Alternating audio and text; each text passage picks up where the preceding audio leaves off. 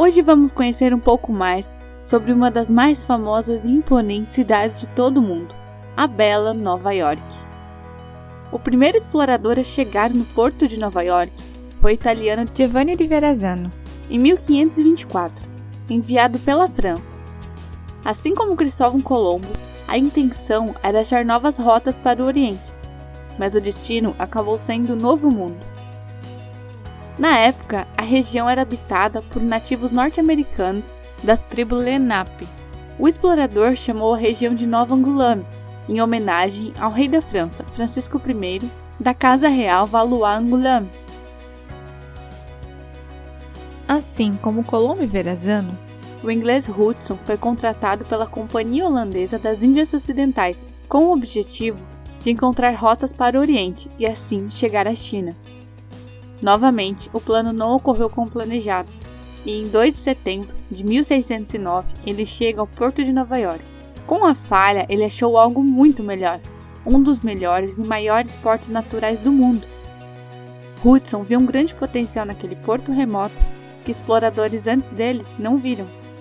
Ele também notou uma grande população de castores na região, e roupas em pele de castores eram muito apreciadas na Europa.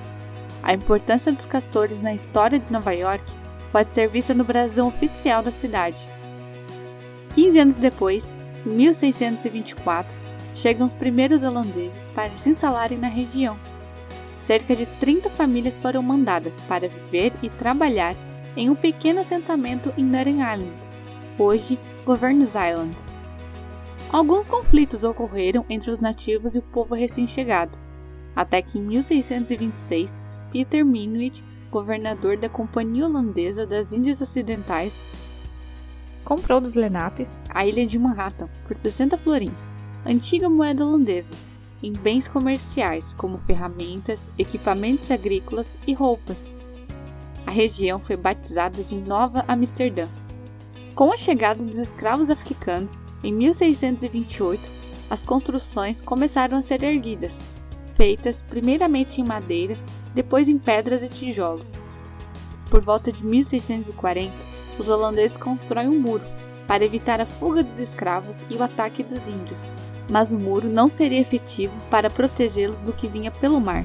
Em 1664, os ingleses atacam Nova Amsterdã, com a praticamente imbatível frota naval inglesa. Os ingleses assumem a colônia.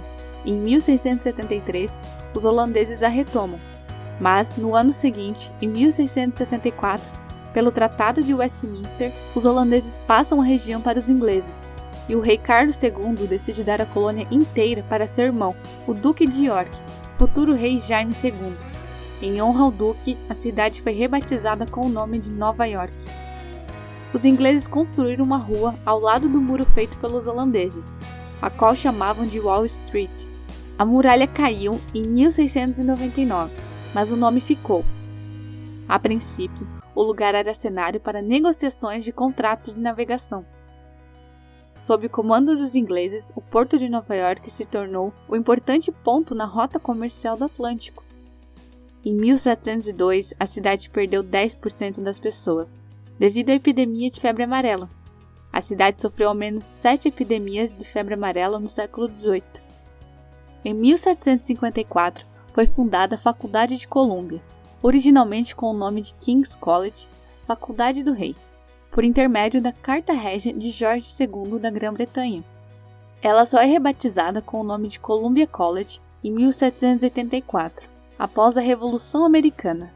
Nova York contribuiu para o crescimento dos ideais de independência na população norte-americana e foi sede de importantes batalhas e eventos da Revolução Americana. Em Nova York foi criada uma comissão dos Filhos da Liberdade, os Sons of Liberty, um grupo de patriotas americanos formados para proteger os direitos dos colonos e se impor à autoridade e impostos dos britânicos. A cidade também foi sede do Stamp Act Congress, um congresso com representantes de todas as 13 colônias, para discutir a Lei do Selo, um imposto aplicado pelos britânicos em 1765. Em 1776, mesmo com os esforços do exército continental de George Washington no Brooklyn e no Harlem Heights, Nova York é tomada pelos britânicos. e a cidade se tornou sede militar e política dos britânicos na América do Norte. Em 21 de setembro de 1776, logo nos primeiros dias de ocupação das forças britânicas, ocorreu o Grande Incêndio de Nova York. Estima-se que entre 10 e 25% das estruturas da cidade foram destruídas, incluindo a Igreja da Trindade. Ela foi reconstruída e hoje é um dos pontos turísticos mais famosos da região de Wall Street.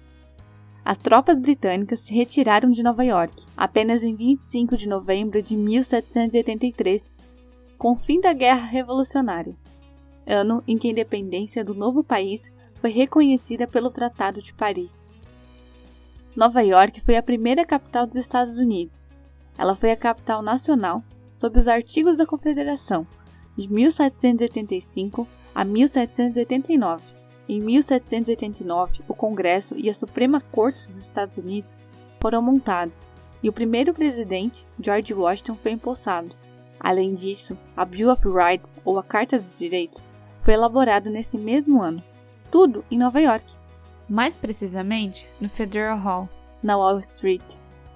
Após a primeira Constituição dos Estados Unidos, a cidade foi capital do país por um ano, de 1789 até 1790, quando o Congresso foi transferido para Filadélfia, e assim Nova York ficou livre para se tornar a cidade do capital. Em 17 de maio de 1792, para organizar as transações comerciais, 24 agentes financeiros e comerciantes de Nova York assinaram a Convenção de Buttonwood Tree, em Wall Street. O acordo firmava aplicar uma taxa de comissão única sobre todas as vendas de títulos. Nascia ali a New York Stock Exchange, a Bolsa de Valores de Nova York. Após vitórias e crescimentos em várias áreas, o porto da cidade não ficou de fora. Ao final do século XVIII, o porto de Nova York havia se transformado no terceiro maior porto do mundo, atrás apenas de Londres e Filadélfia. E por hoje é só. Muito obrigada por assistir. Não esqueça de curtir, compartilhar e se inscrever. E continue acompanhando nossos conteúdos.